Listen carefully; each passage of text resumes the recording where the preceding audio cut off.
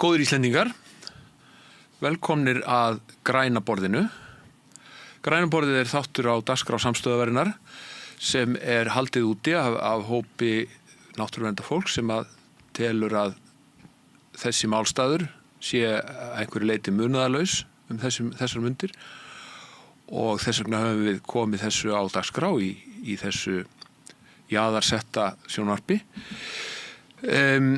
Ég heiti Páll Ásgeir Ásgeirsson, mér á vinstri hönd situr Kristín Helga Gunnarsdóttir og gestur þáttarins Guðmundur Ingi Guðbrandsson, fyrrverandi umhverfisráðherra og félagsmálaráðherra, og Guðmundur situr í efsta sæti á örlítið sérkennilegum lista sem listi yfir ráðherra eða þá sem hafa gegnt ráðherradómi á Íslandi án þess að vera kjörnir fulltrúar. Og það gaman að segja frá því að Guðmundur kyrfilega efstur á þessum lista vegna þess að hann gegndi þessu embætti án þess að vera kjörinn fulltrúi í rétt 4 ár. Sá sem í öðru sæti á listanum Ólafur Ragnar Grímsson sem var ráðherra án þess að vera kjörinn fulltrúa í 2 ár og 3 mánuði á árunum 1988 til 1991. En Kristín, getur þú ekki sagt mér einhver deili á þessum manni sem komin til að heimsækja okkur? Jú, mér finnst eiginlega við hæfi að fá aðeins orðið vegna þess að þetta kannski svolítið drottningaviðtal, myndi maður segja. Já, bara svona. Þú ert svona tímamótum og ég ákvað bara að fara aðeins yfir ferilinn og það kom mér svo óvart hvað þú ert búin að gera margt. Ég veit náttúrulega ýmislegt en sko, ég ætla aðeins að fara yfir ferilinn. Hlustið bara. Guðmundur Ingi Guðbrandsson frá Brúarlandi á Mýrum. Hann strákurinn hennar Snjólaug og hans Guðbrands og sem sagt borgfirðingur og þú getur tekið strákinn og borgarfirði en þú tekur ekki borgarfirðin úr stráknum, það þannig. Nú þingmaður og oddviti Vinstri Grænna í Suðvesturkjördæmi frá 21 til 24. Varaformaður Vinstri Grænna frá 19 til 24 og svo aftur frá 24 og þangað til núna. Og svo formennsku í VG í hálft ár, 24, umhverfis- og auðlindaráðherra frá 2017 til 2021 utan þings og svo félags- og vinnumarkaðsráðherra frá 21 til 24. Nú, sem umhverfis- og auðlindaráðherra var hann utan þings og ráðinn vegna sérþekkingar í málaflokknum og gaf síðan kost á sér í forvali Vinstri Grænna í Suðvestur fyrir alþingiskosningarnar 21. Og hann ásamt öllum þingmönnum Vinstri Grænna datt út af þingi í alþingiskosningunum 2024 og þar með misti náttúruverndin stóra rödd sem þó var að einhverju leyti brostin, myndu sumir segja. Nú, Guðmundur var öflugur framkvæmdastjóri Landverndar frá 2011 til 2017 og nú Guðmundur Ingi með BS-próf í líffræði frá Háskóla Íslands og meistarapróf í umhverfisfræði frá Yale Háskóla og hefur unnið við rannsóknir í vistfræði og umhverfisfræði við Háskóla Íslands og hjá Landgræðslu ríkisins. Síðan starfaði hann hjá Veiðimálastofnun á Hólum í Hjaltadal. Frá 2006 til 2017 var hann stundakennari við Háskóla Íslands, Landbúnaðarháskóla Íslands og Háskólasetur Vestfjarða. Og einnig starfaði hann sem landvörður í Þingvallaþjóðgarði og Vatnajökulsþjóðgarði og var einn af stofnendum félags umhverfisfræðinga á Íslandi og formaði þess félags 2007 til 2010 og sjálfkjörin í embætti varaformanns Vinstri Grænna á flokksþingi 2019 og stærsta verkefni Guðmundar Inga í umhverfis- og auðlindaráðuneytinu var frumvarp hálendisþjóðgarð. En það varð ekki að lögum á kjörtímabilinu. Við ræðum það hérna eftir. Guðmundur Ingi var félags- og vinnumarkaðsráðherra í annarri ríkisstjórn Katrínar Jakobsdóttur eftir alþingiskosningarnar 2021 og þann 5. apríl 2024 eftir brotthvarf Katrínar Jakobsdóttur var Guðmundur Ingi varaformaður flokksins að formanni Vinstri Grænna og í september 24 tilkynnt hann myndi ekki sækjast eftir því að verða áfram formaður flokksins og lýsti yfir stuðningi við Svandísi Svavarsdóttur sem formanni. Þetta mikil saga á stuttum tíma og Guðmundur Ingi var í kjölfari endurkjörinn varaformaður flokksins og fer nú frá flokksstarfinu og aðrir taka við.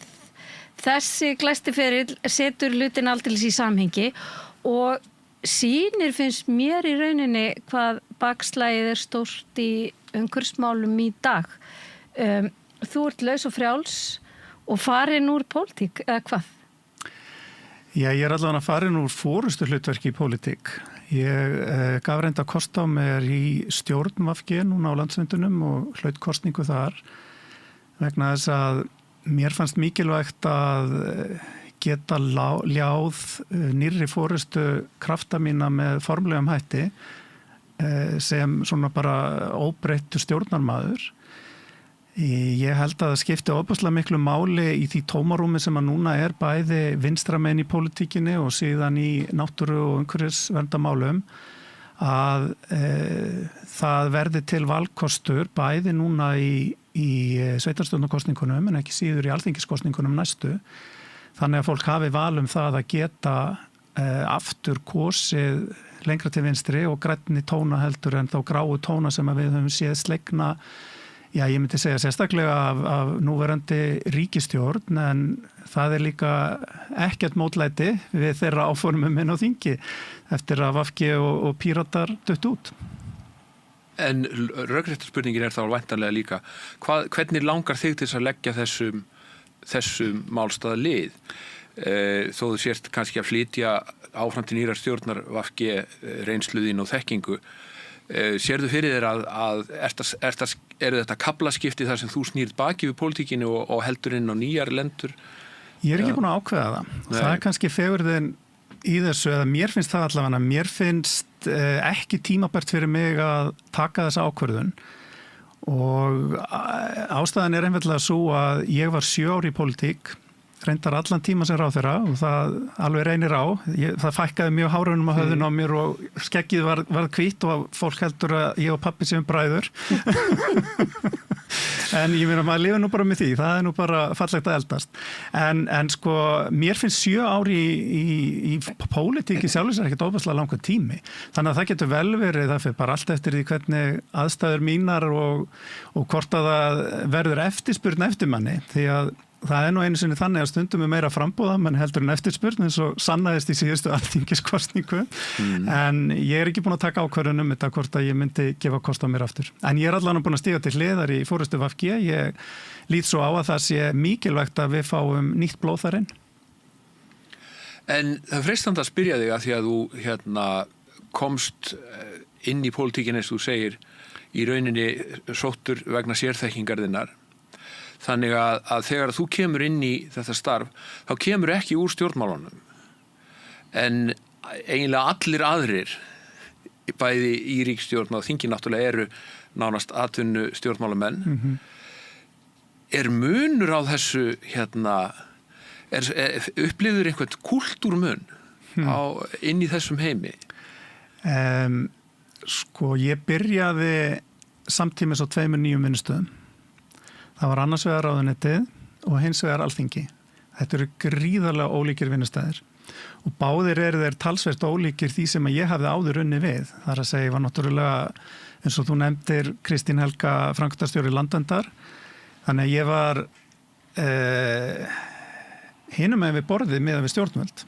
Ég var í því hlutverki að gagnrýna stjórnvöld, gagnrýna bæði ráðuneyti, fyrirtæki og ekki síst pólitíkusa og pólitík, þó svo það sé ekki endilega persónulegt. Þannig að maður var í raunin að læra inn á tvö nýstörf sem að auðvitað tók svolítinn tíma en var ofboðslega bæði krefjandi en líka skemmtilegt. Það einfallega þannig að þegar þú ert ráðherra þá það þannig að það óneitanlega meiri tími í ráðuneytinu heldur en á þinginu. Og ég var auðvitað ekki kjörinn fulltrúi á þinginu en ég sótti alla þingflokksfundi VG og ég náttúrulega stóð fyrir svörum í óundirbúnum fyrirspurnum og ég flutti mál fyrir þinginu, bæði frumvörp og þingsályktunartillögur, mögulega einhverjar skýrslur og eitthvað slíkt. Þannig að þetta var mikill lærdómur. Ég upplifði það fyrst í þinginu, ég var bara pingur hræddur. Það var mér fannst þetta ekki mjög vingjarnlegu vinnustöð til að byrja með. Nei, Hvernig? Einfallega vegna þess að ég upplifði svolítið svona að fólk væri alltaf að ráðast á mann í pontu. Ég tek það skýrt fram að það var ekki utan þingsalarins. En að koma nýr inn og svona þetta var nú tekið mjúkt á manni til að byrja með, ég skal alveg viðurkenna það, en þetta var ekki svo menning eða kúltúr sem ég var vanur af öðrum vinnustöðum sem ég hafði verið á. Og þetta allt öðruvísi í ráðuneytinu, þar sem að þú þarft að veita fórustu þeim málum sem þú ætlar að koma í gegn. En ég var nú ekki lengi, það var ekki lengi sem að mér leið svona sem betur fer. Fæstu skráp. Maður fekk skráp og hann varð alltaf svona harðar og harðari, satt best að segja, sem að bæði jákvætt og neikvætt. Það sem ég kannski að fiska eftir sérðu núna í baksýnisspeglinum að það komið öðruvísi, koma stjórnmálin öðruvísi fram við þá sem að hafa ekki verið kosnir eða að því að nú varstu seinni hluta stjórnartímans, þá varstu náttúrulega í þeirra hópi. Já, sko, mér var tekið vel. En ég held kannski að sko það var kannski aðeins meiri tortryggni gagnvart manni. Ég meina, ég var náttúrulega búin að vera djöflast á mörg af þessu fólki að gagnrýna það og eðlilega þá kannski spurðu einhverju sér, já, betur, hann bara komin þarna. En mér var vel tekið, en það tók þetta tíma að vinna sér einn traust. Og ég myndi svona segja að það var líka bara svolítið misjant eftir því hvaða málaflokkar það voru sem að maður var að glíma við, hversu mikinn stuðning maður fekk við þá. Ég myndi til dæmis segja að það var mun meiri stuðningur við aðgerðir sem að snéru að loftslagsmálum eða landgræðslu heldur en náttúruvernd. Og ég fann það alveg greinilega. En síðan þegar ég sem sagt orðin kjörinn alþingismaður og tek við starfi félagsmálaráðherra, þá náttúrulega þekki ég þetta allt miklu betur og var þetta búin að vera í 4 ár á þingi sem utan þingsráðherra. Þannig að maður þekkti þetta betur og ég held að staða mín hafi verið mun sterkari pólitískt þegar ég kem inn í félagsmálaráðuneyti heldur en þegar ég kom inn í umhverfisráðuneyti. Það alveg klárt mál. Já. En nú varstu fenginn til þess að verða umhverfisráðherra í krafti bakgrunnsins og menntunar og reynslu úr þessum málflokki. Voru það ekki þungspor að yfirgefa umhverfisráðuneytið og fara yfir í félagsmálum? Jú, það var erfitt. Af hverju fórstu? Það nú einfaldlega þannig þegar að settir saman ríkisstjórn að þá að mjög mörg að hyggja hjá formönnunum sem að taka þessar ákvarðanir, hvernig skipting ráðuneyta og síðan formenn stjórnar flokkana og síðan það formað hvers flokk sem að skipar í sín rúm og þetta var niðurstaðan. Ég vildi vera áfram í umhverfisráðuneytinu, það kom alveg skýrt fram hjá mér en sagði jafnframt að ef að það ekki niðurstaðan að þá hefði ég samt sem áður áhuga á því að vera ráðherra áfram. Því að vissulega það líka bara hollt og gott að læra nýtt og tími minn í félagsmálaráðuneytinu þroskaði mig mjög mikið sem ekki bara pólitíkus vegna þess hvað ég lærði ótrúlega margt margvísleg kerfi hins opinbera, sérstaklega stuðningskerfi við örorkulífeyrisþega, ellilífeyrisþega, atvinnulaust fólk, fatlað fólk, innflytjendur og svo framvegis, heldur líka, ég held að við stækkaði með hjartað. Að skilja betur stöðu fólks og hvernig hið opinbera reynir að halda utanum sérstaklega þau sem að missa fótana í lífinu. Þannig ég mjög þakkláttur fyrir þann tíma þó svo ég hafi séð eftir umhverfisráðuneytinu og hafi verið ósáttur við mjög margt sem að gerist í tíð Guðlaugs Þórs sem að kemur á eftir mér, kannski ekki síst orðræðuna því að það verður nú líka að segjast eins og að hann komst nú ekki upp með mikla vitleysu með okkur við ríkisstjórnarborðið. Ef ég má orða þetta svona leiðinlega í hans garð. sem nú kannski ekki meiningin. En hvernig breyttist orðræðan í umhverfisráðuneytinu eftir hann tók við? Já, ekki í ráðuneytinu, kannski út á við. Já, út á við. Mér fannst umræðan verða allt of einföld. Hún fór að snúast umræðan umhverfismál fór að snúast græna orku. Og kannski sanngjarnt gagnvart öllum að bakka aðeins lengra. Í tíð mína í umhverfisráðuneytinu og þar, ég setti mér mörg markmið þegar ég kom þar inn, sennilega allt og mörg því að þú getur ekki gert allt sem þú ætlar þér. En eitt af þeim markmiðum var að reyna að lyfta umhverfismálunum og náttúruverndinni hærra í umræðinni. Að það væri meira talað þessi mál. Og það náttúrulega hjálpaði ótrúlega mikið að Greta Thunberg-hreyfingin verður til á þeim tíma sem ég í ráðuneytinu og bara áhuginn, sérstaklega á loftslagsmálum, hann jókst alveg gríðarlega. Og ég man alltaf eftir því að það til fyrirbærin í þingi sem heitir sérstök umræða, þar sem einhver þingmaður biður umræðum tiltekið málefni og það einhver ráðherra til svara. Og það var beðið svona umræðu einhvern tíman haustið 2018 loftslagsmál og svo aftur ég held að það hefði ekki verið meira en hálfu ári seinna. Og munurinn ég bara heyrði það á mæli þingmanna, munurinn á þekkingunni sem að þeir gáfu frá sér í ræðum sínum hafði aukist alveg gríðarlega sem stutta tíma og það var svo gaman að upplifa þetta. Umhverfismálin voru einhvern veginn orðin bara miklu vinsælli, miklu meira litið til þeirra og líka út í samfélaginu. Svo kemur COVID og við áttum mælingar í umhverfisráðuneytinu af því að ég hafði sett þetta markmið. Við þurfum að vera sýnilegri í fjölmiðlum og allt þetta. Við höfum mælingar sem sýna hvað ákveðin orð komu oft fyrir. Loftslagsbreytinga var eitt af þeim sem tók mjög mikið stökk. Og þegar COVID kemur, átta ég að því eftir 3 mánuði að það engin fjölmiðl hringdi mig í 3 mánuði.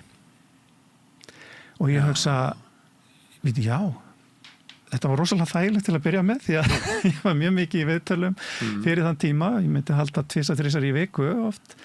Þannig að þá fór maður að reyna að vekja athygli á því sem maður var að gera sjálfur. En hugsaðu ykkur breytinguna. Og síðan vil ég nú meina að COVID hafi átti náttúrulega sviðið að mörgu leyti eðlilega og já, kannski öllu leyti eðlilega. En síðan tekur Guðlaugur Þór við og mér fannst orðræðan einfaldast og fara að snúast nær eingöngu eitthvað fyrirbæri sem heitir græn orka. Græn þvottahúsin fóru svolítið að stað. En ég var ekki sáttur við það. Mér langar nefnilega að því, ég hef nú oft sagt þér að þín var auðvitað sárt saknað þegar þú fórst út úr þessu ráðuneyti og þú síðasti ráðherrann sem heldur á umhverfis- og loftslagsráðuneyti sem heilu ráðuneyti og mér finnst svo athyglisvert að skoða söguna svona eftir á, maður getur verið alltaf vitur eftir á, en nú að stofna til þess að ráðuneytis meðvita þannig að það væri sjálfstætt og óháð iðnaði og orkumálum og þetta segja þessir náungar sem eins og Júlíus Sólnes fyrrverandi eða fyrsti ráðherrann, hann segir að hann og Steingrímur þeir tölu sérstaklega það, þetta ráðuneyti er alltaf að vera sjálfstætt og óháð orku og iðnaði og þar hafi ekki aldrei á hendi samaflokksins og nú erum við komin í þessa stöðu í dag og svona byggt á þessari forsögu sem að eiginlega snýst svolítið og þeir voru klókir þessi kallar því þeir voru í raun og veru að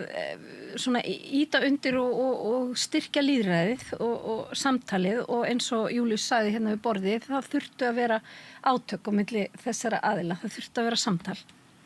Voru þetta mistök? Myndu mig á það, því ég ætla ekki að svara spurningun alveg strax. Okay. Myndu mig á að svari nú eftir, því ég á ekki að komast upp með að svara en ekki. Nei, bara svo ég segi það alveg svo. En akkur viltu ekki svara henni núna? Að því að við erum í löngu viðtali þá ætla ég að leyfa mér að Geimana. Nei, að ræða þetta aðeins. Já. Okay. Ef ég má. Já, absolutt. Breytingar á eða skipan forsetaúrskurðar, þar að segja hvaða málefni innan stjórnarráðsins eru sett í ráðuneyti. Það að orkumálin eru í viðskipta- og iðnaðarráðuneytinu eða í umhverfisráðuneytinu. Þetta eru ákvarðanir sem að formenn flokkana taka við skipan nýrra ríkisstjórnar og eru oft afsprengi mikilla samningaviðræðna sem ég kann ekki mjög vel því að ég hef ekki beinlínis verið í þessari stöðu. Þegar ég verð formaður og það er myndun í ríkisstjórn þá heldum við bara áfram með hlutuna eins og þeir voru að þeir var mjög stutt eftir á kjörtímabilinu. Þannig að nákvæmlega ástæðan fyrir því hvers vegna þetta er gert er mér kunnu kannski eingöngu með þeim hætti, ég veit ekki hvort ég veit allt, að hugmyndin var að ná fram samlegðar áhrifum á milli orkumála og loftslagsmála. Og það eru líka tækifæri til að ná fram samlegðar áhrifum á milli orkumála og náttúruverndar með því að hafa þetta saman. En það fer alltaf eftir í hver situr í umhverfisráðuneytinu eða í ráðuneytinu, umhverfis- og orkuráðuneytinu svo það heitir núna á loftslags. Og þegar þú spyrir mig voru þetta mistök, þá held ég að í ljósi reynslunar hafi þetta verið mistök. Ég get líka sagt að VG telur þetta hafi verið mistök í ljósi reynslunar. Við ályktum það síðast á okkar landsfundi núna. Já. Og ég held að það sé bara holdt og gott að viðurkenna þegar slíkt er. En ég vil samt segja að ég held að það hafi verið sóknarfæri að setja þetta saman. Sem að þeir ráðherrar sem að hafa sinnt þessu starfi eftir að það var svona orkumálin og umhverfismálin saman hafa reynt að nýta meira í þágu orkunar og orkumálana heldur en í þágu loftslags- og náttúruvendamála. Og það er miður og þess vegna segi ég held þetta að reynslan sín okkur að þetta hafi ekki verið nægilega farsæl eða bara ekki farsæl ákvörðun. Og þá vil ég líka minna á það að í aðdraganda síðustu kosninga 24 þá voru fulltrúar stjórnmálahreyfinganna spurðir viljið þið eða eru þið til í að aðskilja þetta aftur? Og ég man þetta ekki betur, þessi umræða var niðri í Díkóthúsi. Ég man að fulltrúi Vinstri grænna Svandís Svavarsdóttir, hún sagði ég er til í að gera það. Ég man að fulltrúi Samfylkingarinnar sem var Þórunn Sveinbjarnardóttir, hún sagði ég er til í að gera það. Og ég man ekki betur en ég þori ekki að fullera það að fulltrúi Viðreisnar hafi sagt það líka. Þannig að samt erum við hér, þeir flokkar sem að núna mynda þessa ríkisstjórn, þeim var auðvitað í lóga lagi að breyta þessu. Rétt eins og þau tóku landgræðslu og skógræktarmál og fluttu úr því sem nú heitir atvinnuvegaráðuneyti yfir í umhverfisráðuneyti sem ég var alveg ánægður með. Já. Skiljiði hver að fara? Já. Og þetta er eitthvað sem að við berum ábyrgð á því í þessi 3 ár, þau berum ábyrgð á því núna. Það er kannski bara orðað þannig. Þannig að ég skil þetta þannig að þú sjáir hafir séð ákveðin tækifæri og í þessu skrefi sem var stigið, en lykillinn sé í rauninni þetta sem þú sagðir að það veldur því það fer eftir í hver er umhverfisráðherra. Mér sýnist það. Já. En erum við ekki þá kannski, maður spyr sig, þurfum við ekki alltaf að byggja regluverki þannig að það sé svona haldi nokkuð vel þó að alls konar fólk komi að því í einhver tíma? Jú, algjörlega og ég er hjartalega sammála því. Ég skil alveg þau rök sem að þú nefndir hérna í upphafi að Júlíus Sólnes og Steingrumur Hermannsson ræddu sín á milli sem að hljóma skynsamlega. Það breytir því hins vegar ekki að þú getur vel verið með ríkisstjórn sem er þannig samansett að þó svo að þessir málaflokkar séu hvor í sínu ráðuneytinu, jafnvel hvor hjá sínum flokknum, að þá gerist hlutir sem að eru ekki jákvæðir gagnvart náttúrunni. Og ég meina við höfum séð það eins og með Kárahnjúkavirkjun, hún var til þrátt fyrir að þetta væri hvort í sínu ráðuneytinu og við getum auðvitað týnt margt annað til. En ég held allavega að reynslan sé svo að þetta hafi ekki verið nægilega farsælt. Nei, náttúruverndin á til dæmis ekkert ráðuneyti til að leita til í dag. svona sem málaflokkur. Já, og náttúruverndin verður meira útundan í þessu heldur en loftslagsmálin.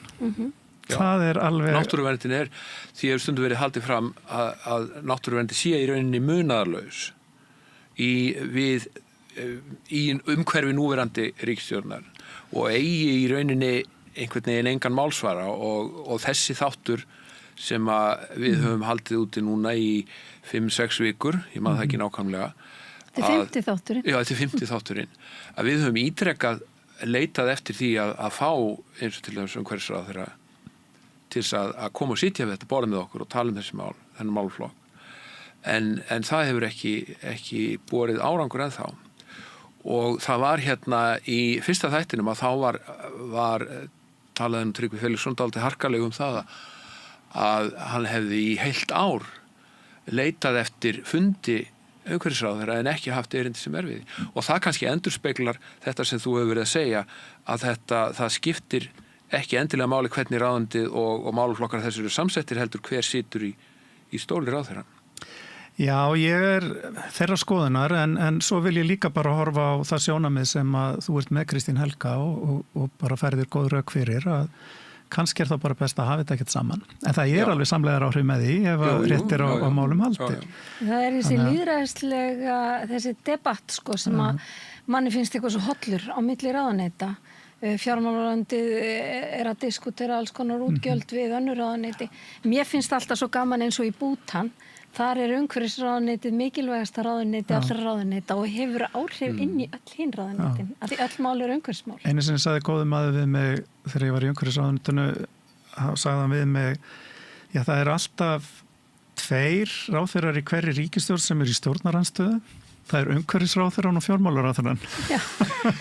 Það er áræðanlega farsælt. Já, það er örgulega gott. En auðvitað á þetta að vera þannig að þú beitir, ef þú situr í stóli umhverfisráðherra, þá ert þú að vinna almanna hagsmunum. Þú ert að vinna að hagsmunum ekki bara náttúrunar, heldur auðvitað líka efnahagsins, líka samfélagsins og það sem maður lærði líka að hafa farið í félagsmálaráðuneyti, það er tengingan þar á milli og ég segi oft núna sko eftir að hafa fengið að kynnast því meira og kannski mannréttindamálum, ég sinnti stöðu ráðherra jafnréttis og mannréttindamáli heila 6 vikur á ríkisstjórnin sprakk og tók við að þeim málaflokki úr forsætisráðuneytinu og þar til dæmis unnum við frumvarpum lögfestingu samnings Sameinuðu þjóðanna réttindi fatlaðs fólks sem að fór í samráðsgátt og núverandi ríkisstjórn kláraði síðan sem betur fer. En það sem maður lærði svolítið líka eftir að hafa verið búin að vera í þessu ráðuneyti er að það vantar líka svo mikið upp á að við tengjum þetta tvennt saman. Að við tengjum hvaða almannaheill er það sem að við erum að vinna að í gegnum hvort sem að það er sko mengunarlöggjöf, náttúruverndarlöggjöf og almannarétturinn, loftslagsmálin og allt það sem að snýr að hinu félagslega kerfi, snýr að fólki, snýr að efnahag.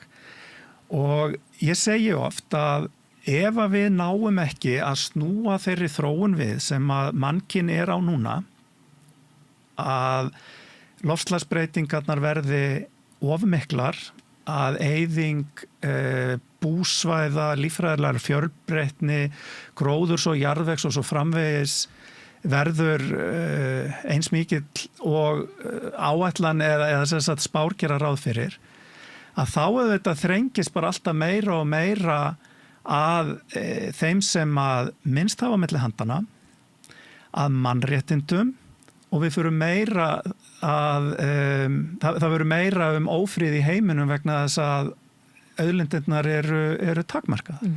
Þannig að þetta er engin geimvísindi, en maður nær aðeins, ég allavega, ég ætla ekki að segja maður, en ég allavega, bara ég með mína takmarkanir, náði allavega að sko sjá þetta svolítið betur og þessu megum við ekki gleyma og þess vegna segi ég, þú situr í stóli umhverfisráðherra, þú ert ekki bara að berjast fyrir náttúrunni, þú ert líka að berjast fyrir samspili manns og náttúru og þess sem að náttúran gefur manninu. og ef þú ert fjármálaráðherra, þá áttu líka, því ég var að segja þeir væri í stjórnarandstöðu, ég held þetta að verið Tryggvi Fel sem að sagði þetta við mig, ég maður það samt ekki alveg, að þá áttu auðvitað líka að beita þeim stjórntækjum sem að þú hefur í þessa þáu. En þegar þú í kraftir einsluðina lítur yfir nú þegar að ríkisstjórn setið í rúmt ár og það má halda þið fram að núverandi umhverfisráðherra sé svolítið búin að sýna á spilin eins og sagt gefið til kynna hvert hann vill fara með málefni náttúruverndar. Hvernig þitt mat á þeirri stefnu sem hann virðist ætla að halda úti? Ég ætla að byrja á jákvæðanótunum. Já. Og það verða því miður styttri. Já. Bara því miður. Já. Ég þekki Jóhann Pál Jóhannsson af ágætu einu. Hann var sá þingmaður stjórnarandstöðuna sem að veitti mér öflugast aðhald þegar ég var félagsmálaráðherra. Og fyrir það ég honum bara mjög þakklátur því að það þurfa allir aðhald. Hann býr ekki við það inn á þingi að hafa eiginlega nokkurt aðhald en hann hefur fullt af klappstýrun bæði í stjórn og stjórnarandstöðu, ekki síður í stjórnarandstöðunni sem að hvetja hann áfram í að ganga mjög langt bæði þegar það kemur að virkjanamálum, þegar það kemur að einföldum regluverk sem mér langar mikið til að ræða eins meira og eftir og svo framvegis. En það jákvætt að hann hefur lagt áherslu á líffræðilega fjölbreytni. Árið 2020 setti ég í gang vinnu við að endurskoða stefnu Íslands og líffræðilega fjölbreytni. Og þetta var svona í kjölfar, reyndar var nú bara síðasta stefna hafi komið út 2008 minni mig og aðgerðaráætlun 2010 og það var komin tími á að dusta rykið af þessu búa til nýja stefnu með við það sem að hafði verið að gerast í heiminum og var að gerast. Á þessum tíma eru ríki heims á grundvelli samnings Sameinuðu þjóðanna líffræðilega fjölbreytni að setja saman ný markmið fyrir áratuginn 2020-30. COVID spilaði inn í þetta, það átti að samþykkja þetta í Kína 2020 en það var ekki samþykkt fyrir 2022 í Montreal og þar verður til bara askoti flott markmið til 2030 meðal annars þetta að 30% hafs og lands beri að vernda fyrir árið 2030 og 30% af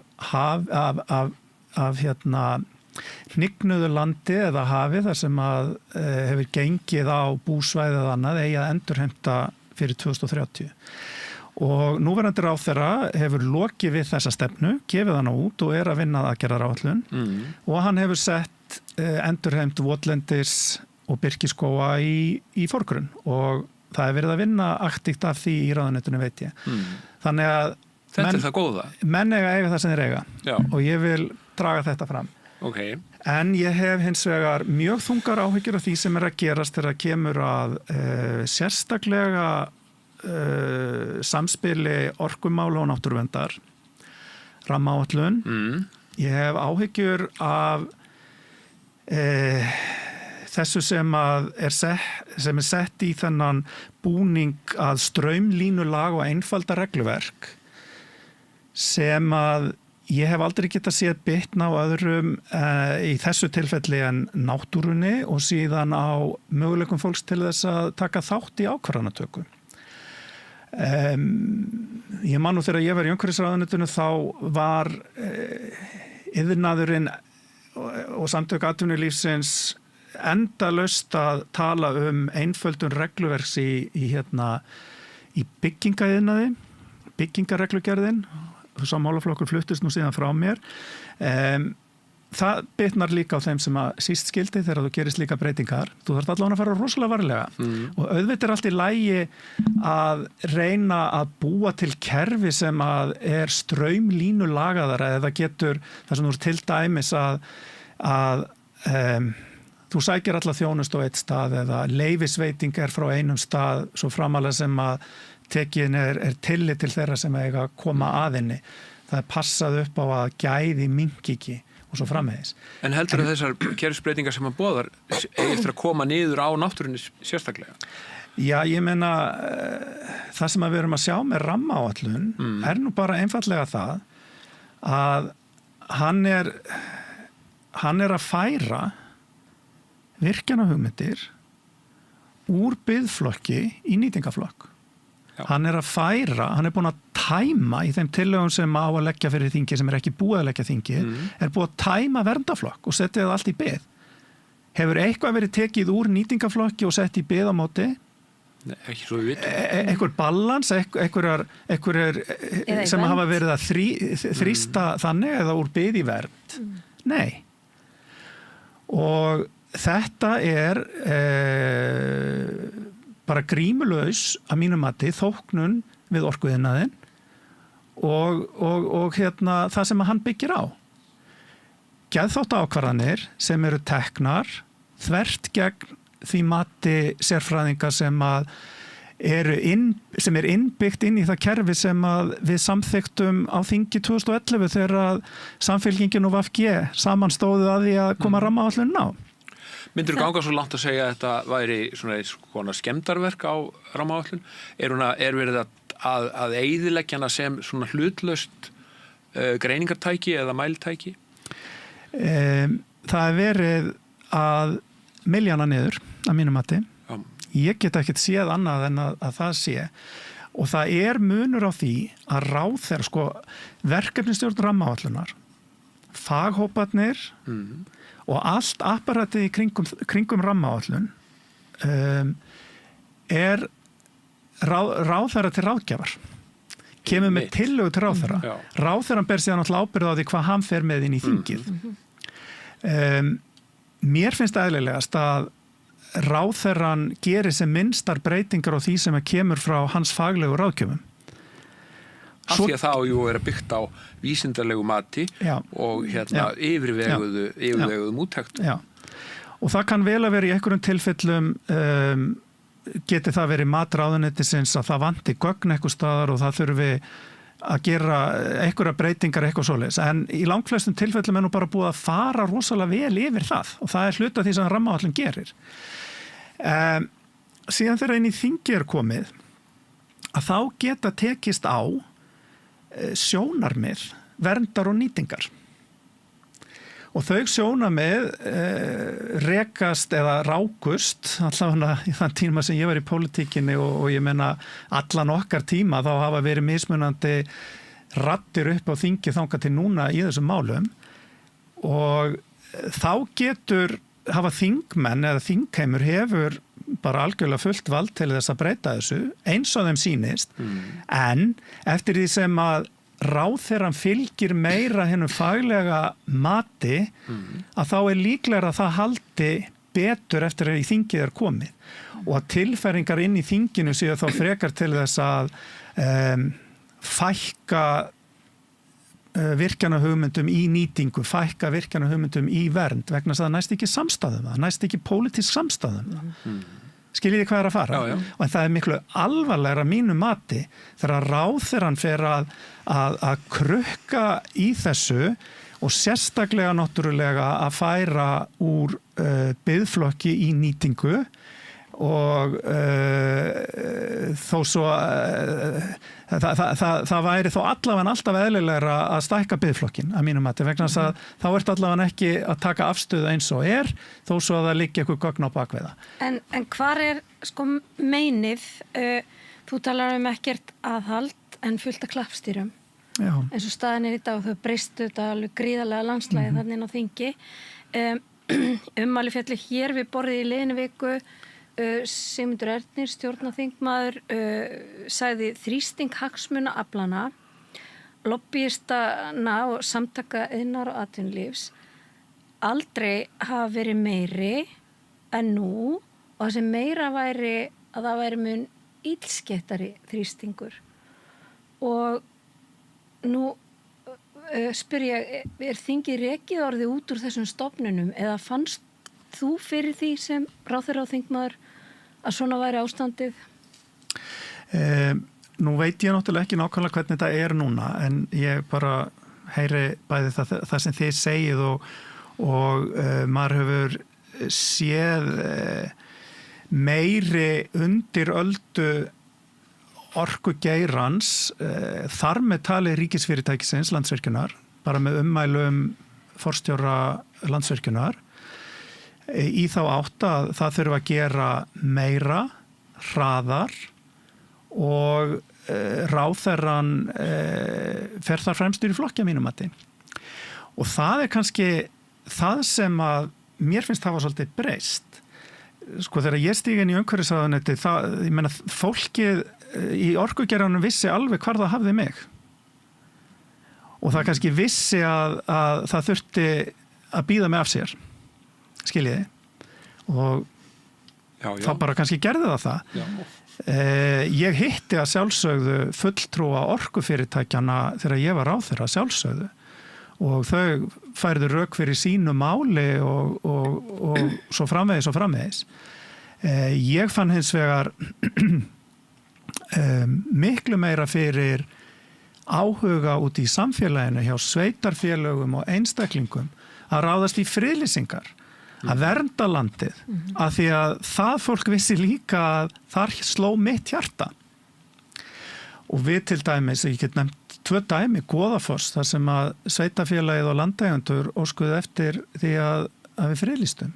Ég get nefnt Dranga á Ströndum, þar sem að það góða og skynsama fólk setur alla sína stóru jörð í friðlýsingu, fyrsta friðlýsta óbyggða víðernið, eða þar að segja í friðlýsingaflokki óbyggðs víðernis. Og það eru fleiri svona dæmi. Þannig að sko ég fann miklu meira fyrir áhuga á því að taka á málum í náttúruvernd heldur en að væri eitthvað voðalega mikill þrýstingur frá orkugeranum. En nú þú að lýsa því hvernig sjálfstætt umhverfisráðuneyti þitt var mótvægi. Já, ég kannski líka bara lýsa því að það sat í ráðuneytinu maður sem var til í að gera þessa hluti. Núna er það ekki þannig og var það ekki heldur hjá Guðlaugi Þór.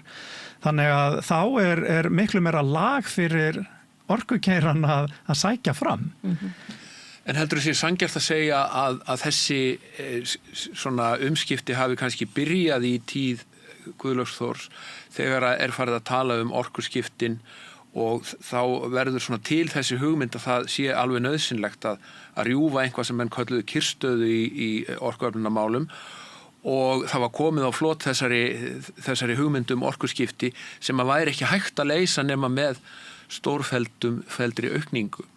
Umræðan orkuskiptin var mjög hávær í minni tíð. Orkuskipti í þágu sko þess sem að þyrfti að gerast innanlands.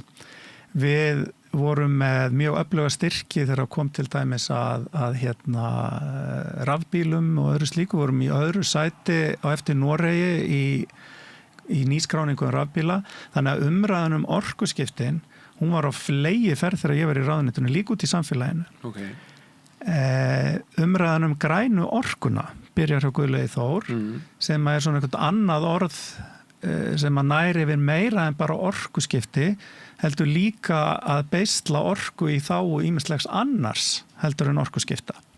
Þannig ég dreg stóran svona, mér finnst mikill munur þarna á milli, þannig að það sem að mér fannst allavega að breytast þegar Guðlaugur Þór var í ráðuneytinu var að umræðan fór í þá átt og já, klárlega byrjuð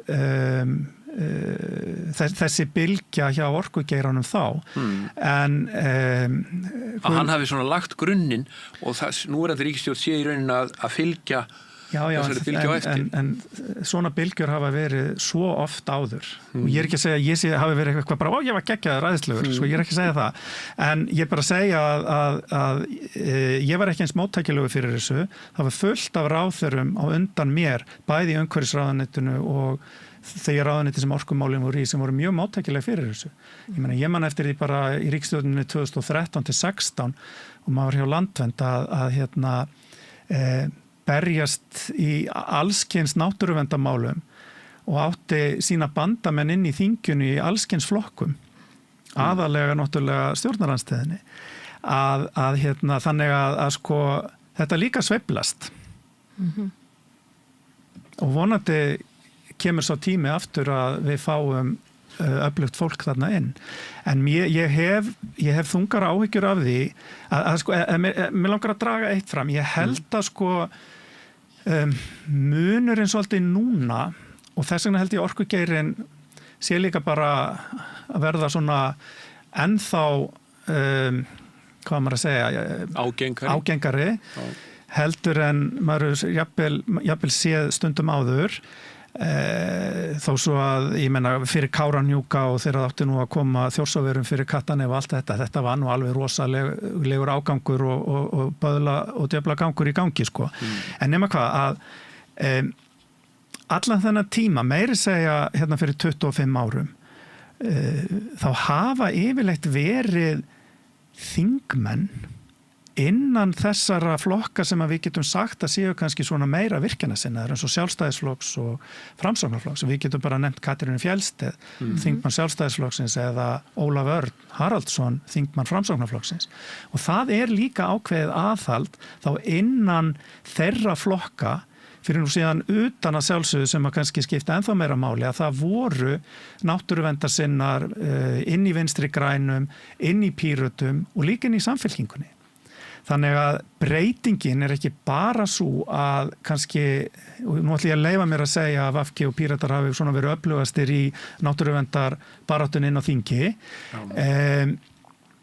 En sko, maður saknar líka að innan þeirra flokka sem að eftir á þingi, bursi frá persónum og leikandum, þeirra flokka sem að mistu sín þingsæti, að þá bara vantar fólk sem að lætur sig þetta nægilega miklu varða.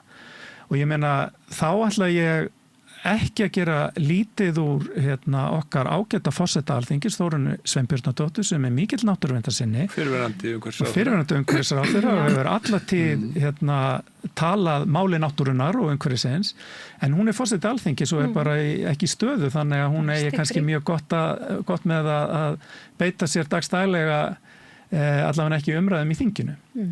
En þetta allt önnur staða sem uppi núna og ef ég væri orkufyrirtækið þá myndi ég reyna að nýta mér þessa stöðu vegna þess að það vonandi kemur hún ekki aftur.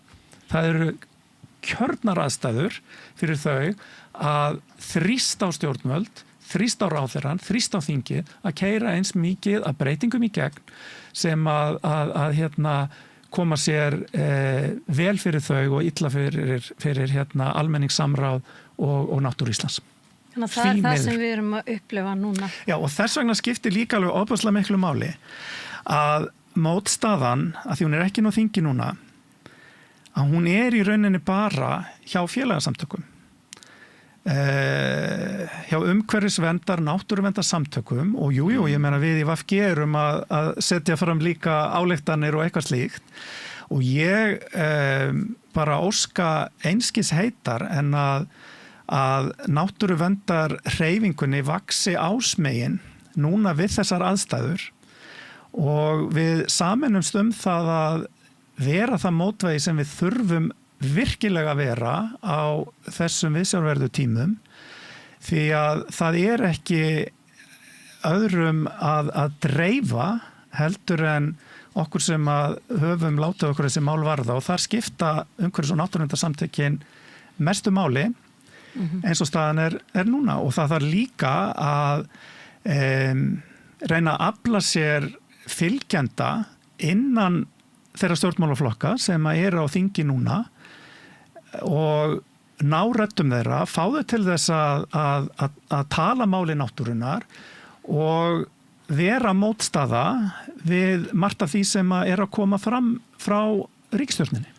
Eitt af því sem hefur vakið athygli núna síðustu daga, það eru þessar tillögur að breytingum á lögum eignarnám og í rauninni og virðist vera liður í áformum umhverfisráðuneytisins í að greiða götu þeirra sem að vilja leggja háspennulínur og fleira. Það var semst að rýmka leyfi til eignarnáms. Hvernig líst þér á þetta? Mér líst alls ekki vel á þetta. Og við vorum aðeins að tala áðan svona jafnvægi í tengslum við rammaáætlun. Að ráðherrann hann tekur úr verndarflokki, reyndar tæmir hann, svo ég komið því nú aftur að, en hann hreyfir ekki við neinu í nýtingaflokki. Ójafnvægi. Ég heyrði ráðherrann ekki segja að samhliða þessu ætlaði hann að styrkja eignanámsheimildir þegar kemur að friðlýsingum og gera þá slíkt til sama að borga bætur. Já. Því það var málflutningurinn að láta þetta ganga hraðar fyrir sig, verja minni tíma í þetta og borga þá bara bætur. Skiljið hvað að fara? Já. Það eitt, en númer 2 síðan auðvitað að mér finnst þetta í rauninni gróflega vegið að réttindum landeiganda sem eru náttúrulega stjórnarskrárvarin réttindi og við þurfum nú að sjá svolítið, þú þarft að rökstyðja það mjög vel ef þú tekur eitthvað eignanámi. Orðið almannahagsmunir þarna einhvers staðar, það ekki? Það þarna einhvers staðar. Veitnar í danska og sænska. Já. En þannig að mér finnst freklega vegið að þessu, þá höfum við ekki séð neinar útfærslur á þessu ennþá eða neitt slíkt, en það er greinilegt að hugur ráðherra stendur til þess að virkja meira og virkja hraðar og skeita ekki almenningssamráð.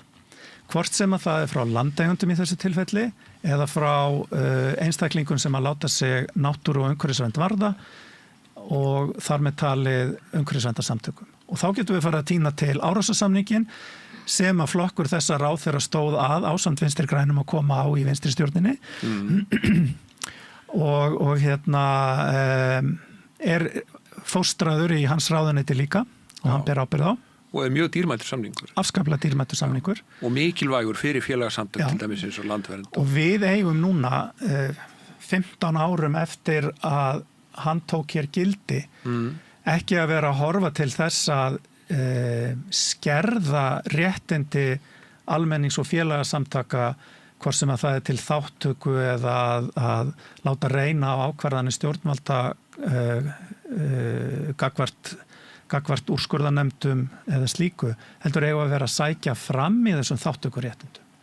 Við höfum að vera að sækja fram til dæmis með því að styrkja þáttökuréttindin, styrkja aðkomu náttúruverndarsamtaka og einstaklinga að dómstólum en ekki bara úrskurðarnefndum. Það sem að dómstólar, það sem að umhverfisverndarsamtök hafa aðgengi að dómstólum í málefnum sem snúa að umhverfinu sem það hafa ekki í dag. Þannig að við eigum auðvitað að vera að þróa þennan samning áfram en ekki að fara í vitlaus átt og draga úr réttindunum. Og þetta er eitthvað sem að mér finnst líka bara að vera hluta af einhverju miklu stærra. Það er bara það er vegið að lýðræðinu út allan heim. Það hefur margar birtingamyndir og ein versta birtingamyndin er meiri ófriður, fleiri stríð. Tróðið á mannréttindum margvíslegra hópa. Hvort sem að það eru konur, hinsegin fólk, innflytjendur, fatlað fólk, skiljiði. Og birtingamynd þessa hér heima að mínu mati erum við meðal annars að sjá hjá núverandi dómsmálaráðherra sem að er með tillögur margvíslega breytingar á útlendingalögum sem að draga á réttindum þeirra sem sækja hér alþjóðlega vernd.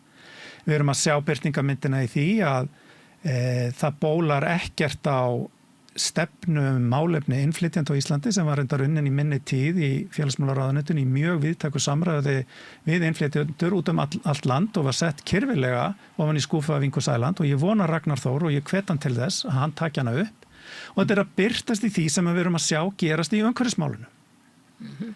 Að þessi skautun sem að menn hafa mikið gagnrýnt í stjórnmálunum almennt, að hún sést líka þarna í umhverfismálunum. Hún sést í umhverfismálunum á því að við eigum bara ekkert að fá að hafa eins hátt og við höfum haft. Það er aðferðað lýðræðinu.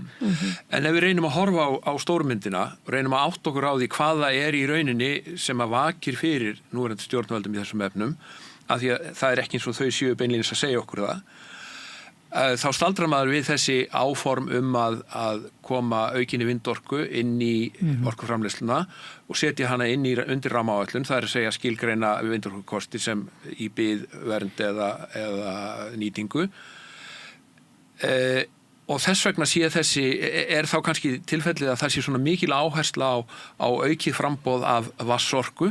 Það sé verið að gera þetta fyrir vindorkuna vegna þess að vindorkan er jú ekki starfhæf nema hún hafi aðgang að vatnsorku til þess Jöfnunarorkan. Að það sé verið í rauninni að búa til bakland fyrir hérna fjölmörgu vindorkulundi sem að eigi að rísa út all land. Já, ég held að það kunni að vera hluti af skýringunni.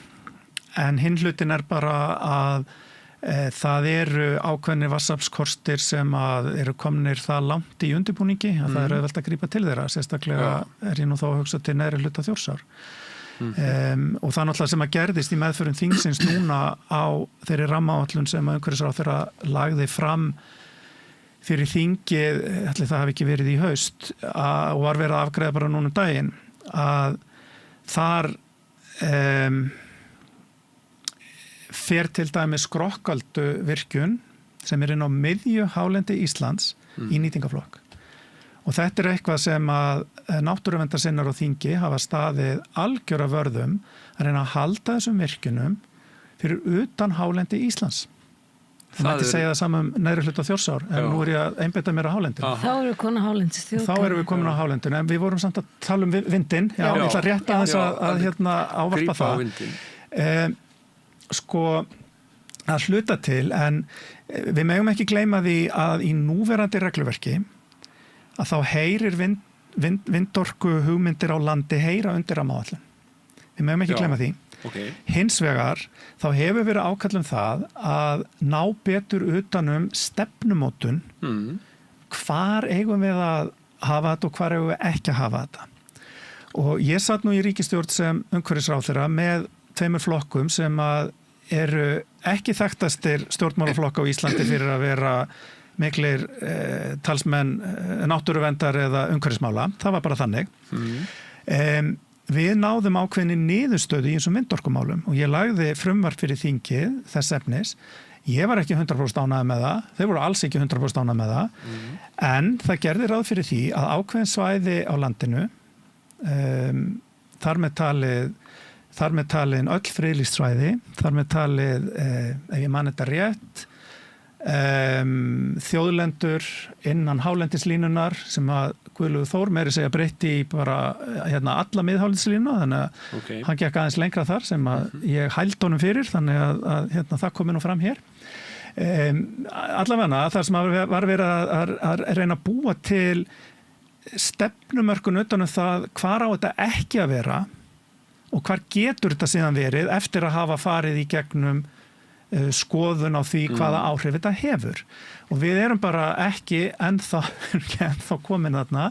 Þetta var ekki samþykkt í minni tíð. Nei. Þetta var ekki samþykkt í tíð Guðlaugs Þórs og ég á von á því að núverandi ráðherra að fara fram með svipaða stefnu, sýnist mér, og kannski endar þetta á því núna að klárast. Sumt svona getur tekið alveg óskaplega langan tíma því það þarf að melta það vel. En tvennt í sambandi við vindorkuna samt að því við vorum að hrósa ráðherranum fyrir endurheimt votlendis þegar við byrjuðum. En hann á samt eftir að setja meiri pening í það, þannig að ég fái nú aðeins að hjóla í þetta að það er ekki nóg að segja, heyrðu, ok, jú, hann getur forgangsraðað, en þá þarf hann að taka peningan einhvers staðar annars staðar. Ég vil sjá hann setja nýja peninga inn í þetta, fyrir ekki.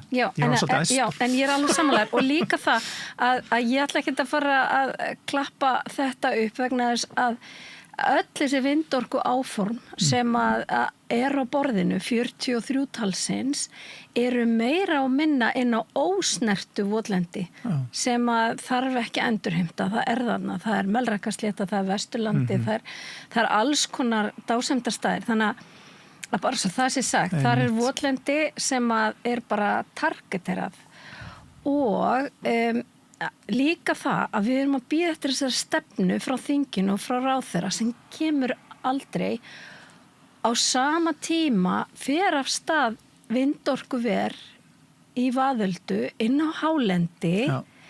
Það þannig að okkar fyrirtækja fyrir eigu ríkisins þurfa ekki að fara að lögum og reglugerðum og ekki undir þessa reglugerði að þessa stefnu sett sem að beðir eftir, skiljið mig. Þetta fór í rauninni í gegnum rammaáætlun og í gegnum þingið, þannig að það fylgdi því sem að þá var til. En utan þessara stefnu sem við erum öll að bíða eftir? Já. Og það, og ég meina, ég ber ábyrgð á því líka.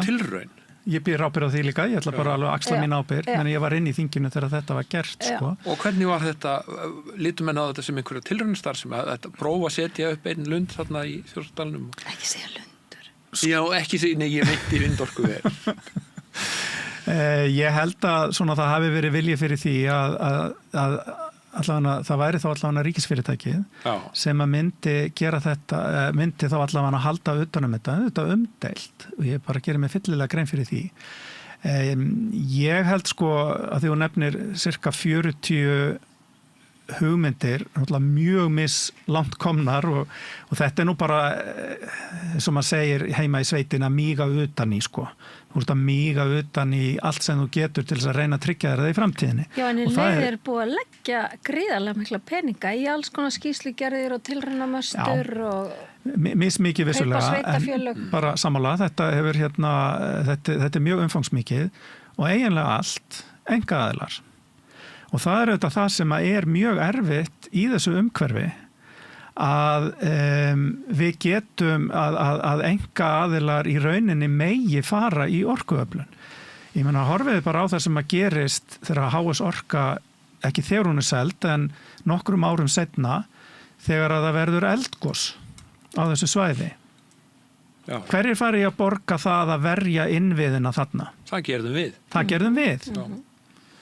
Og vegna þess að hvað var undir, það var 30.000 manna byggð á í Njarðvíkunum og í Keflavík. Og þeirra hitaveita. Já.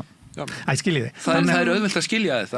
En þarna í þessu máli birtust nákvæmlega veikleikar þess að hleypa einkaaðilum inn í orkuöflun og orkuveitur rekstur. Og svo er náttúrulega eitthvað sem eru mörg ár síðan að gerist með væntanlega orkupakka 1 eða 2. Ég kann þetta nú ekki nógu vel. En þannig eru líka sko einkafyrirtæki sem eru komin í vatnsorkuna og eiga rétt til vatnsorku og maður velti fyrir sér eru þessi sturluðu vindorku áform sem þau eru það öll samanlagt, eru þau einhvers konar leið bakdrameinin í vatnsorkuna? Það kann vel að vera að þetta er svona eins og þegar þú kemur tánni inn fyrir að þá styttist í hælinn og hnéð og lærið og allt saman, við kunnum þetta, þekkjum þetta, þannig að það kann vel að vera og þess vegna held ég líka vegna þess að við í fyrsta lagi eigum ekki endalausa jöfnunarorku úr vatnsaflinu. En kannski ekki síst vegna þess að við þurfum nú í fyrsta lagi ekki öll þessi 40 vindorkuver. Ég hef alveg skilning á því að til einhverjar lengri framtíðar þá þurfum við að afla meiri orku fyrir heimilin í landinu, fyrir atvinnustarfsemi sem að svona, hvað var að segja, lítil og meðalstór fyrirtæki fyrir orkuskipti í í orkuskipti hér innanlands. Við þurfum það. En við höfum ekki að vera að mínum að nota þessa orku í stóriðju, hvort sem að það heita orkufrek gagnaver eða umfangsmikla framleiðslu á eldsneyti til útflutnings, lífeldsneyti til útflutnings og dæmi sér tekin, því að þá er þetta ansi fljótt að kalla á alveg óskaplega mikla orkuöflun. Og ég myndi helst vilja að með vindorkuna þá vera hægt að hafa hana sem lengst út á hafi þar sem við sjáum hann ekki. Það er vist eitthvað í að það sé auðvelt, skils mér, auðveldara nær landi, en þess vegna segi ég sko best væri að við gætum sammælst það og það áður að vera hægt að gera það með stefnumótun að byrja á einhverjum örfáum svæðum hér innanlands, en ekki á mörgum vegna þess að með tímanum getum við kannski farið út á haf og ef að það verður vænlegt til árangurs, þá held ég að það mögulega gæti verið betra, en við höfum líka eftir að sjá svo sem umhverfisáhrifin af því, en að vera þá frekar með bara mjög fáa staði og ég myndi vilja sjá að sjálfsögðu ríkisfyrirtækið standa því frekar en einkaaðila. En Ég vil ekki að grunninnviðir okkar séu í eigu einkaaðila. Ég algjörlega mótfallin því. En kaupir þessa orkuskorts umræðu eða er hún raunveruleg? raunveruleg? Nei, ég tel hana mjög ýkta. En hins vegar, eins og ég sagði áðan, að þá munum við þurfa að virkja meira á næstu 30, 50, 70 árum, skiljiði. Ef að fólki heldur áfram að fjölga, ef við ætlum að fara í orkuskipti innanlands, þá munum við þurfa að gera það. En við eigum að velja staðina mjög gaumgæfilega og til þess var nú rammaáætlun búin til að við gætum vitað hvar væri skást að ráðast í virkjanir og hvar væri verst að gera það. Þannig að ég er ekki á þeim stað að segja að við þurfum ekki að virkja meira, en þessi ýkta umræða orkuskort og hvað var hitt, það var sem þú nefndir áðan sem svo ágætis orð, kyrrstaða og allt þetta. Já, rjúfa kyrrstöðuna. Þetta eru allt orð sem bara mjög auðvelt að skilja og tilengja sér og láta verða að einhverjum sannleika, eins og að græn orka sé svarið við öllu sem eigi að gera í loftslagsmálu. Einföldun og aftur einföldun sem að grefur undan í rauninni þeirri umræðu sem að ætti raunverulega að vera þessi mál. En við verðum að minnast aðeins á hálendisþjóðgarðinn. Já. Því að við munum vel hvað ráðuneytið undir þinni stjórn lagði mikla vinnu í undirbúningin og þær hugmyndir sem lágu þarna til grundvallar. Einfalda spurningin er náttúrulega hverjir komu í veg fyrir þetta? Af hverju náðum við þessi ekki í gegn? Ég hef nú að sjálfsögðu spurt með þessara spurningar. Já. Maður byrjar náttúrulega alltaf fyrst á sjálfum sér, hvað klikkaði hjá mér? Og ég held að það sé alveg sanngjarnt að maður fari yfir það. Ég held að það hefði verið betra að hafa lengri tíma í þetta vegna þess að verkefna þessari stærðargráðu það krefst óskaplega mikið samtals, sérstaklega í þessum nágranna byggðum, því við gleymum því ekki að ef það er mikil mótstaða þar sem var, að þá smitar hún út í pólitíkina. Skynjaður mun á andstöðinni eftir því hvar þú varst á landinu? Já. Það er að segja að það er dreifbýlið, það er sveitarfélögin frekar heldur en þéttbýlið. Já, sko, það var bæði munur á svona því sem að maður heyrði á milli höfuðborgarsvæðis og hlutalandsbyggðarinnar, en það fór líka eftir í hvar á landsbyggðinu þú varst.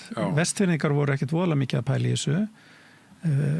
Mýramenn, því að ég verða leiðrétti þessi borgfirðingur, svo pappa og mamma ef þú skildi hlusta, eða pappi allanum, mýramennirnir hérna.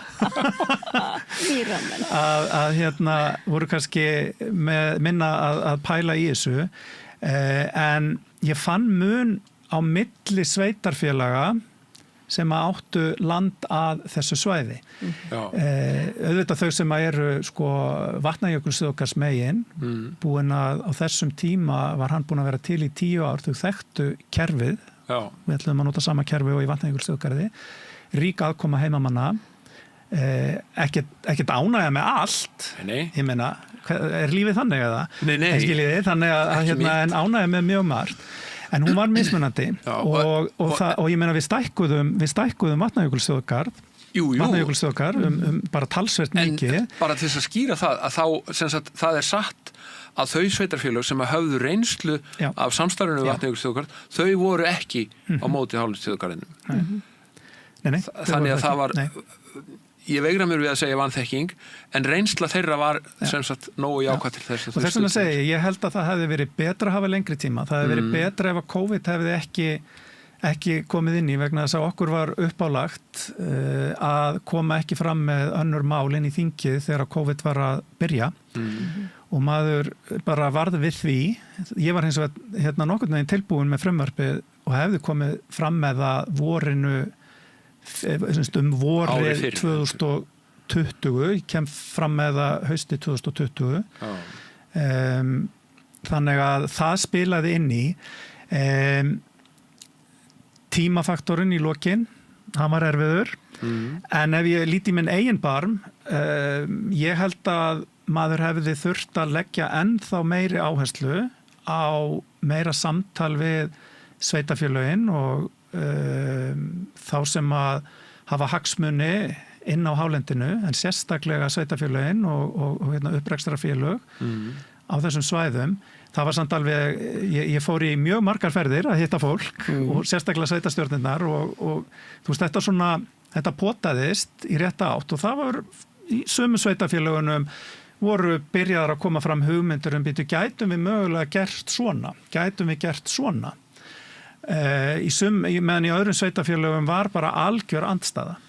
Og þess vegna held ég að það sem að því að ég nenni ekki að horfa ómikið í baksýnisspegilinn og svo var náttúrulega pólitíkin, hún ég meina, þetta var erfiðasta málið mitt inn í ríkisstjórn, sko, alveg klárlega og ég meina þingmenn stjórnarflokkana töluðu opinberlega gegn þessu máli, fóru á fundi út sveitir og unnu gegn því, sko, ég meina það er ekkert leyndamál. Þannig að andstaðan í samstarfsflokkunum var mikil, ekkert hjá öllum, hún var, myndi ég segja, það var einn ráðherra sem að lýsti við stuðningi, það var Lilja Dögg Alfreðsdóttir, sérst úr hinum flokkunum. Ég held þó að stuðningurinn hafi verið meiri innan Sjálfstæðisflokksins heldur en Framsóknarflokksins. Þannig að þetta var allavegana og bara mjög lærdómsríkt að ganga í gegnum þetta, en ég vil frekar horfa fram á við. Og ég held að sko þegar við myndum síðan aðra ríkisstjórn Katrínar að þá þurfti að sjálfsögðu vildum við halda þessu inni og þá teiknum við upp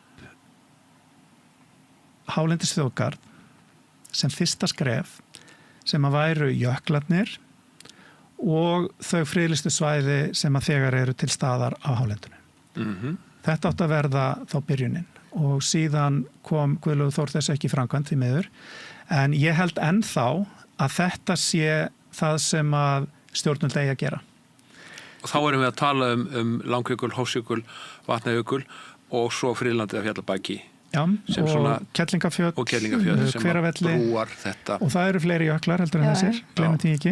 Jú. Þannig að þeir eru bara minni. Þetta er ekkert útséð, þetta er bara lengri barátta. Þetta er bara lengri barátta og ég held að sé alveg gríðarlega mikilvægt að ná þessu og halda síðan áfram í samtali við sveitarfélögin, upprekstrarfélögin að ná stærri svæðum inn og þar þurfum við, ég er ekki lengur stjórnvöld, hvað er erfitt ef maður er lengi að koma sér út úr að segja við fólki.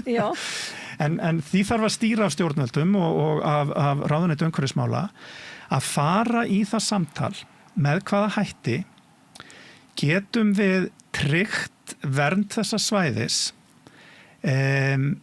sem þjóðgarð sem kannski með mismunandi verndarsvæðum innan hans. Og ég nefni bara sem dæmi. Hvers vegna höfum við Íslendingar, og þetta er eitthvað sem að ég hugsaði talsvert í ráðuneytinu hjá mér en hafði ekki, þegar ég var í umhverfis, en hafði ekki tíma til þess. Hvers vegna eigum við ekki fleiri verndarsvæði þar sem að við erum að endurheimta, hvort sem það er votlendi eða birkiskógar eða bara gróður og jarðveg. Þetta liggur svo beint við. Landi sem hefur tapað 95% af birkiskógum. Þetta er eitt af því sem við gætum gert í þessu samhengi og fengið upprekstrarfélögin, bændurnar og sveitarfélögin í þessa baráttu með okkur innan vébanda þjóðgarð sem með einhvers konar markmiðum sem að snúa fyrst og fremst að þessi endurheim.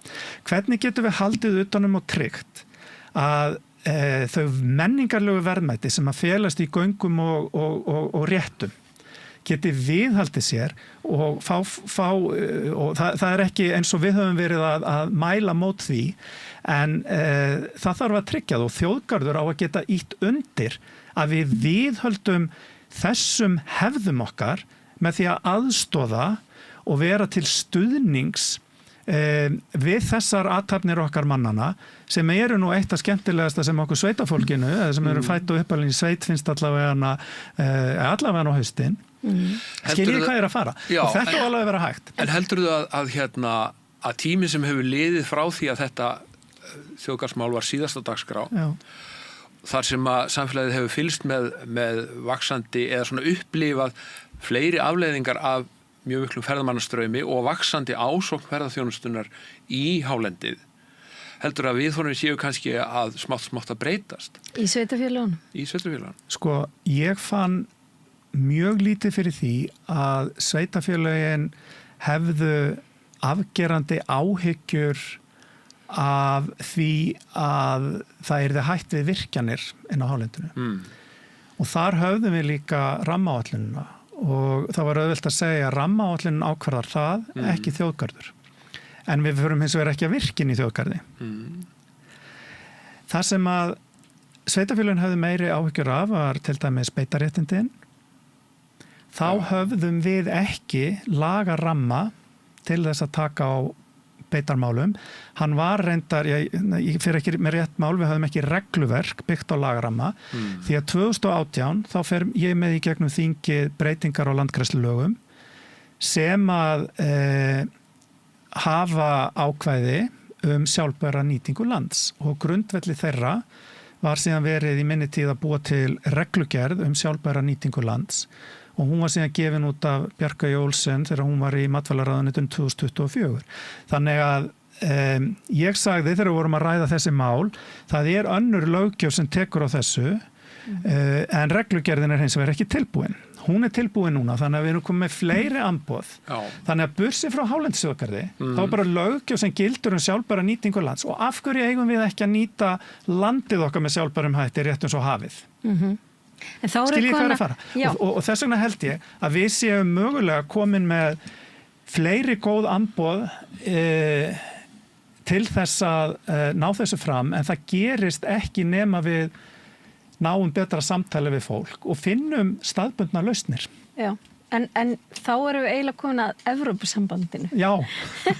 Í beinu framhald af þessu sem þú ert að segja, að þá heyrði ég nú einu sinni mikinn náttúruverndarsinna öflugan baráttumann segja að Íslandi væri betur borgið inn í Evrópusambandinu með öllum þeim lögum og reglugerðum sem það ríkja náttúruvernd.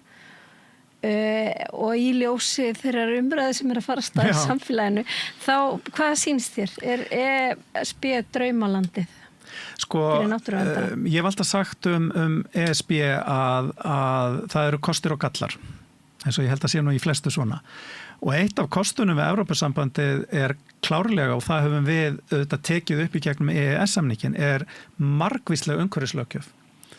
Sumum myndi segja, já, hefðum við ekki gert það hvort þið jú, kannski eitthvað af henni, en alveg pottitt ekki alla. Og náttúruverndin heyrir ekki undir skuldbindingar okkar samkvæmt EES. Þannig að ég held að það myndi vera gott fyrir náttúruverndina að ganga inn í ESB, en svo spurning hvort að það sé þjóni hagsmunum okkar þegar það kemur að sjávarútvegi, landbúnaði eða jafnvel einhverjum öðrum þáttum. Það auðvitað eitthvað sem að ég get eiginlega ekki sagt til því að ég hef ekki séð neitt samning. Það má kannski segja að í þessari umræðu kristallist þessir tveir pólar í flokknum sem að einu sinni hélt þessum náttúruverndarsjónarmiðum á lofti, þar sé vinstri grænir, vegna þess að það var eini flokkurinn sem hafði náttúruverndar sinni dagskrá, en það var líka flokkur sem var mjög mikið á móti inngöngu í Evrópusambandið. Og að því að við vorum að tala það fyrir þættinum að þessi málstaður náttúruverndar væri í rauninni munaðarlaus, og ég held að niðurstaða að þessar umræðu sé svo að hann hafi orðið munaðarlaus þegar að fyrirkomulaginu í umhverfisráðuneytinu var breytt. Þá eðlilegt kannski að velta því upp hvernig leiðin tilbaka, hvar eignast þessi málstaður svona athvarf eða samastað, getur hann fundið hann í vinstri grænum, eða það of laskað vörumerki, svo við bregðum fyrir okkur tungumáli markaðsfræðina, eða þurfum við að hreinsa borðið og byrja upp á nýtt? Þetta auðvitað svona atriði held ég þar sem að sitt sýnist hverjum. Eðlilega. Ég átta mig fyllilega á því að og maður sér það bara ef maður lítur á niðurstöðu síðustu kosninga að Vinstri græn koma mjög löskuð út úr því samstarfi sem þau voru í. Gerðum það ekki eftir fyrra kjörtímabilið þó sem við höfum tapað fylgi en þá vinnur ríkisstjórnin á þetta bara vegna þess hvernig hún tók á COVID og bætir við sig í heildina þingmönnum og síðan eru bara mjög margar ástæður fyrir því að það fór sem fór.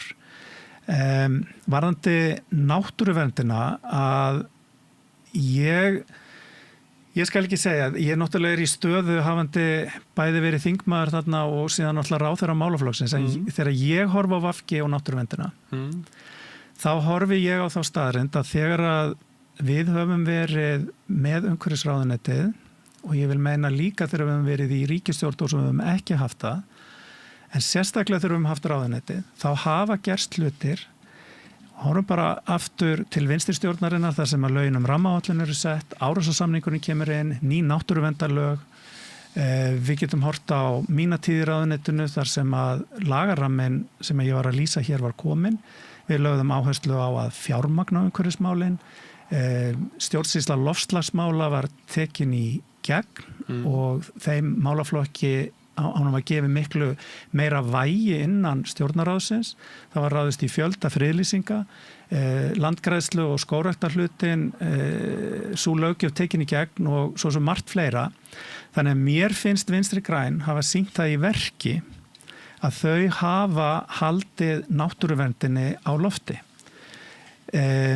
Þetta með ráðuneytin, að spyrna orkumálunum saman við umhverfisráðuneytið, er eitthvað sem að ég vona að sé ekki það eina sem að fólk man eftir okkar setu í ríkisstjórn, heldur það muni líka hitt.